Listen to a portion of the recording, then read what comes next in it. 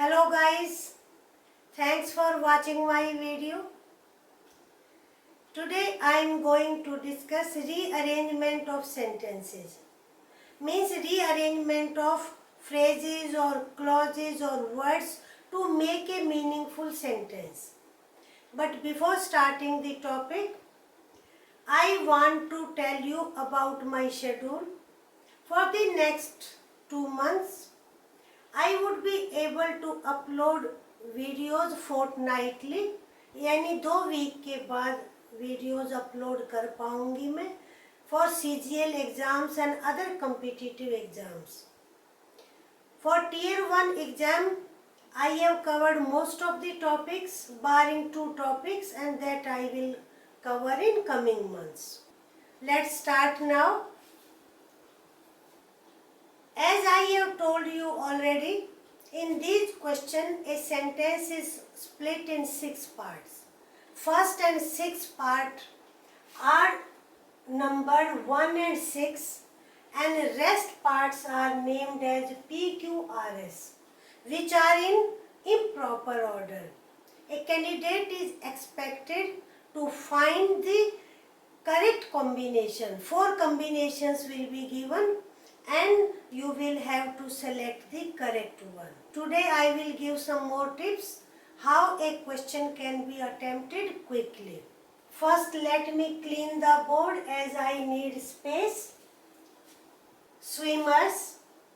Now obviously ये subject position में है. पहले तो हमें ये ध्यान रखना है. अब subject के बाद हमारा ध्यान कहाँ पर जाना चाहिए? main verb की तरफ. Either adverb or mostly main verb. And keep afloat. ये नहीं हो सकता है. वो क्यों? Here and is conjunction and it indicates to addition.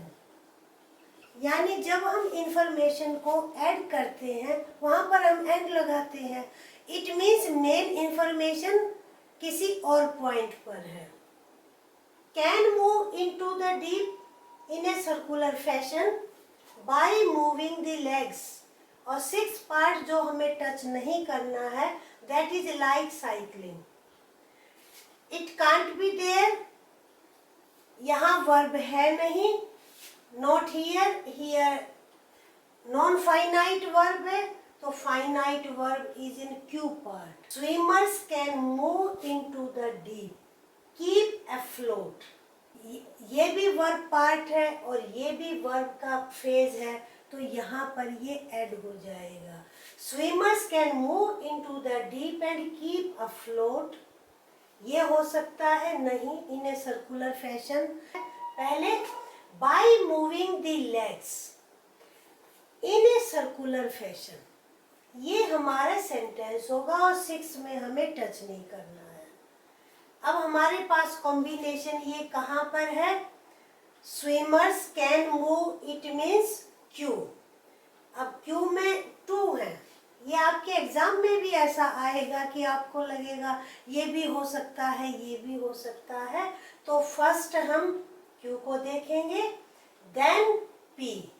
Q P S. By moving the legs are in a circular fashion like cycling. हमारा sentence complete हो जाएगा. इट मीन्स हमारा ये भी करेक्ट नहीं है, ये भी नहीं है, ये भी नहीं है. हमारा ये सी जो ऑप्शन है ये करेक्ट वन है. Next the tribes in India. Tribes जनजातियाँ.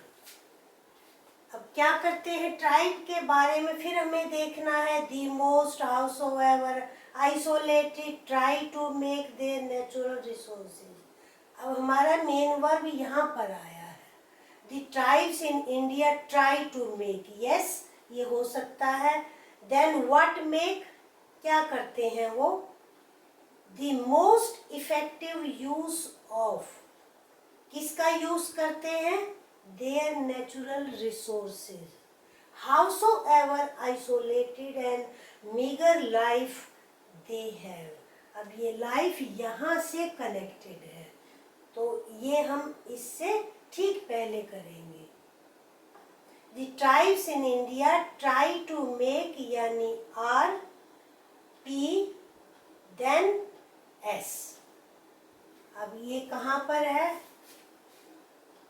R, P, S and then Q। Q last में आएगा क्योंकि ये इसके साथ कनेक्टेड है। So this combination, it means B is correct one।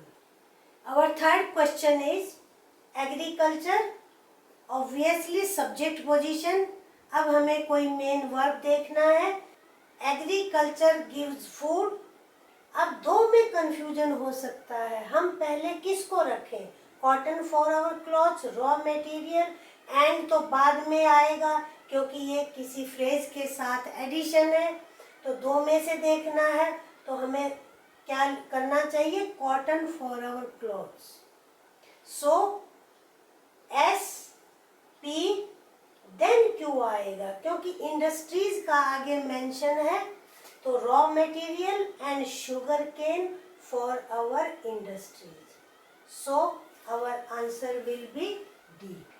Next one, since ecosystem, ecology environment से रिलेटेड है ये सेंटेंस। अब फिर हमें इसी तरह देखना है। अब इकोसिस्टम के बाद कहाँ पर हमारा मेन वर्ब है? Since ecosystem in mountain region is, यहाँ पर हमारा मेन वर्ब है। Quite fragile. फ्रेजाइल का मीनिंग होता है इजीली डिस्ट्रॉयड, समथिंग, एनीथिंग। जैसे आप कहो ये ग्लास है, बहुत ही फ्रेजाइल है, डेलिकेट है, तो इकोसिस्टम भी फ्रेजाइल है।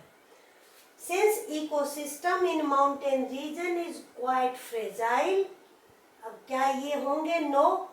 रीजन बताया है because of loose soil, landslide buried many vehicles under a pile of debris।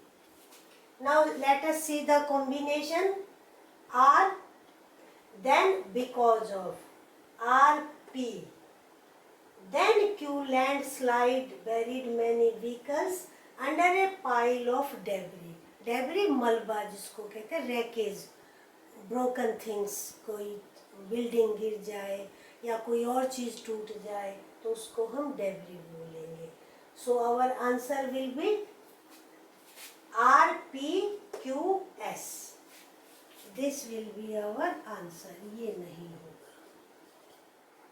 Next sentence is I decided. ये एक कॉम्प्लेक्स सेंटेंस है। You can see here clauses are there where the money is hidden.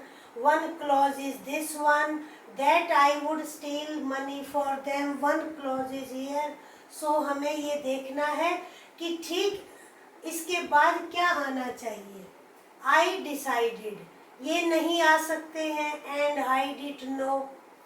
अब क्या हो सकता है? That I would steal money for them। ये हमारा सबसे पहले आएगा दैट, ये प्रॉपर ऑर्डर होगा। मनी फॉर देम, देन क्या ये हो सकते हैं? No. And hide it, it is used for money, money इसके लिए यूज किया गया है। And hide it, it means R P. So order of the sentence is R P S. ये आर पी एस क्यू, ये यहाँ पर है।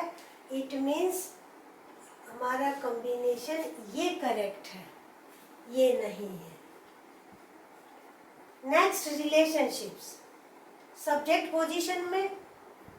अब इसके बाद हमें वर्ब देखना है। अब वर्ब यहाँ पर दो है। There are two main verbs, क्योंकि ये कॉम्प्लेक्स सेंटेंस है। Are significant to all of us, is defined by the people. इसके ठीक बाद तो इज तो हो नहीं सकता because relationships here plural number. It means पहले क्या होना चाहिए? Are significant to all of us, तो ऑर्डर में क्यू पहले आएगा। then as the quality of our life, आगे is defined by the people we surround ourselves with. ये हमारा सेंटेंस होगा. So our answer is अब Q P S R, ये आंसर है हमारा करेक्ट हुआ. Next question is the important thing is. देखने में बहुत सिंपल लगता है, लेकिन मैंने कई स्टूडेंट से पूछा और काफ़ी ने मिस्टेक्स की इसमें. और मिस्टेक कौन सी थी अभी डिस्कस करते हैं. ये ओलंपिक गेम्स एडवर्बियल जो फ्रेज है ये उन्होंने आगे पीछे कर दिया. अब 1 मार्क तो हो गया ना स्टूडेंट का, तो हमें ध्यान से करना है. The important thing in the Olympic games, direct हमें पहले इससे जोड़ना है. Is not winning but taking part. So हमारा कॉम्बिनेशन ये कहाँ पर है देखिए, बी पार्ट में है. SR P Q, ये हमारा करेक्ट आंसर है. और this one wrong one. Next one encyclopedia. फिर वर्ब को देखना है हमें. इज ए बुक, इसे इसके साथ कनेक्टेड. और a set of books which gives information in alphabetical order. अब ये combination is a book Q S which gives P and R. So our answer is B1. ये हमारा आंसर होगा, ये नहीं होगा.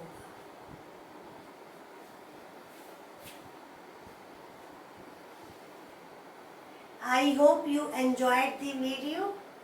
बंद करने से पहले वीडियो को लाइक करें, फ्रेंड्स के साथ शेयर करें. चैनल पर फर्स्ट टाइम है तो सब्सक्राइब करें. और शेड्यूल के बारे में मैंने आपको बिगनिंग में बता दिया है. Okay, thank you.